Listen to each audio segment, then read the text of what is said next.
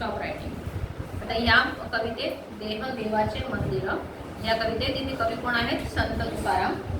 संत तुकाराम ते काय म्हणतात? ते संत तुकाराम इथे काय सांगतात ते? या अभंगात संत तुकाराम सांगतात की देव बाहेर कुठेतरी नसून आपल्या शरीरात आणि मनातच आहे। अपन पुष्कळदा असं म्हणतो खबर ना की हमारे खुद के अंदर ही भगवान होता है, अगर सिर्फ हमें वो ढूंढने की या पहचानने की जरूरत है, बाहर मंदिर में भी जाने की जरूरत नहीं। अगर हमारे अंदर भगवान है, मतलब आपल्या आतमध्ये जर भगवान आहे, आपल्या आतमध्ये आपल्या मनातच ईश्वर आहे, तो ऑटोमॅटिक आपण चांगलीच कामे करणार आहोत, हो की नाही? म्हणून ते काय म्हणतात ते की जसे ज्याप्रमाणे ऊसामध्ये साखर ऑलरेडी असतेच बरोबर, किंवा दुधामध्ये लोणी असतंच बरोबर, त्याला आपण ज्याप्रमाणे आपण असं म्हणतो का आता हे दूध आहे लोणी आपण वेगळं बाहेर आणू नाही। जर तुम्ही त्या दुधाचा आपण साय काढली आणि सायतून आपण ऑटोमॅटिक लोणी बनतं, म्हणजे दुधात लोणी असतंच। ऊसामध्ये जशी साखर ऑलरेडी असते त्याप्रमाणे संत तुकाराम इथे सांगतात ते का तुम्हाला बाहेर मंदिरात इकडे तिकडे देवाला शोधायला जायची काहीच गरज नाहीये। जर तुम्ही बघितलं तर देव काय आहे? तुमच्या मनात, तुमच्या आतमध्येच तो देव बसलेला आहे, तुम्हाला फक्त तो ओळखण्याची गरज आहे। देह देवाचे मंदिर, देह मतलब स्वतःचं शरीर, आपण स्वतः, आत आत्मा परमेश्वर, म्हणजे काय? आपले शरीर हे काय आहे? एक देवाचे मंदिरच आहे आणि आपल्या शरीरातच परमेश्वर काय करतो आहे? तो आत्म्याच्या रूपाने वास करत आहे। म्हणजेच तुम्हाला बाहेर कुठेही बाहेर देवाला शोधायला जायची गरज नाही, तुम्ही या आश्रमात जा, या मंदिरात जा, इकडे जा, तिकडे जा, या तीर्थस्थानी जा, त्याची काहीही गरज नाही। तुमचं शरीर हे एका देवाचं मंदिरच आहे आणि देव तुमच्या शरीरात आत्म्याच्या रूपाने वास करत आहे। जशी उसात हो साखर तसा देहांत हो ईश्वर, आणि ज्याप्रमाणे जशी उसामध्ये साखर दटलेलीच असते त्याप्रमाणे आपल्या शरीरात हा देव असतोच, त्याला दुसरे कुठेही शोधायला जायची गरज नाही आहे।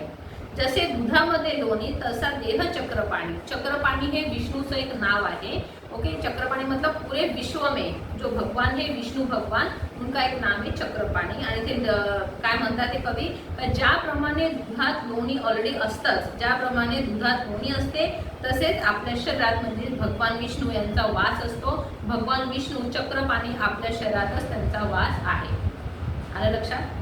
देव देहात देहात का हो जाता देवळात, आणि संत तुकाराम इथे काय म्हणतात ते की हा जो देव आहे, भगवान विष्णू आहे किंवा कोणत्याही प्रकारचा देव आहे, तो आपल्या शरीरातच आहे, प्रत्येकाच्या शरीरात, प्रत्येकाच्या मनात तो आत्म्याच्या रूपाने वास करत आहे। मग तुम्ही देवाला शोधण्यासाठी प्रत्येक मंदिरात का जाता? तुम्हाला कोणत्याही मंदिरात जाऊन मंदिरात तासनतास बसून तिथे भगवान भगवान शोधायची काहीच गरज नाही आहे। तो जो विष्णू भगवान आहे, चक्रपाणी आहे, तो तुमच्या शरीरातच आत्म्याच्या रूपाने वास करत आहे।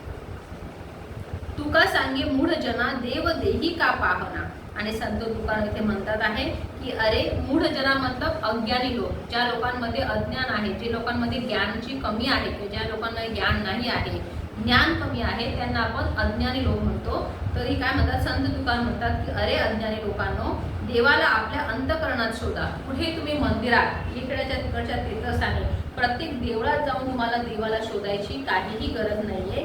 आणि संत तुकाराम म्हणतात की अरे अज्ञानी लोकांनो, हा देव चक्रपाणी विष्णू तुमच्या शरीरात आत्म्याच्या रूपानेच वास करत आहे, तर तुम्ही देवाला तुमच्या अंतःकरणात शोधा, तुम्ही बाहेर कोणत्याही मंदिरात देवाला, कोणत्याही देवळात देवाला शोधायला जाऊ नका। आलं लक्षात? समजली पोयम ही? बंद करा। पुढची पोयम आहे ऐसे गेले या भोपाळे, याचे कवी कोण आहे? शेख मोहम्मद। शेख मोहम्मद या कवितेत शेख मोहम्मद काय सांगतात की ते ओवळे सोळे म्हणजे काय? जात धर्म भेदभाव आपण काय करायचं आहे, किंवा बाह्य रूप म्हणजे कोणी अगर रूपाने सुंदर नसेल किंवा दिसण्यात सुंदर नसेल तर आपण त्याच्यावरनं काय करायचं आहे, त्याची मूल्य मतलब तो कसा आहे याचं आपण ठरवायचं नाहीये। म्हणजे बाह्य रूप, जात धर्म असे यांच्या दिसण्यावरनं आपण कोणाचे हे मूल्य ठरवू नये। जसं समजा फणस आहे किंवा नारळ आहे, ते बाहेरून कसं असतं? कडक असतं किंवा कुरूप असतं, दिसायला कसं असतं ना, पण आतमधून किती सुंदर असतो, ते गर असतो, पांढरं नारळ असतं, मऊ असतं। किंवा केतकी, आपलं जसं केतकीचं झाड आहे, ते बाहेरून त्याला खूप काटे असतात, पण त्याच्या आतमध्ये कसा सुगंधी असा केवडा फुलतो। म्हणजे तुम्ही बाहेरचं रूप तुमचं कसंही असलं, किंवा जात धर्म भेद किंवा रंग, बाहेरचं रूप कसंही असलं तरी आपण त्या माणसाचं काय करायचं, कोणतेही मूल्य ठेवणं की तो मनुष्य कसा असेल त्याच्या रूपावरनं, म्हणजे बाह्य त्याच्या बाह्य दर्शनावरनं किंवा त्याच्यावरनं आपण त्याचे मूल्य किंवा तो माणूस माणूस आतमधून कसा असेल हे ठरवू नये.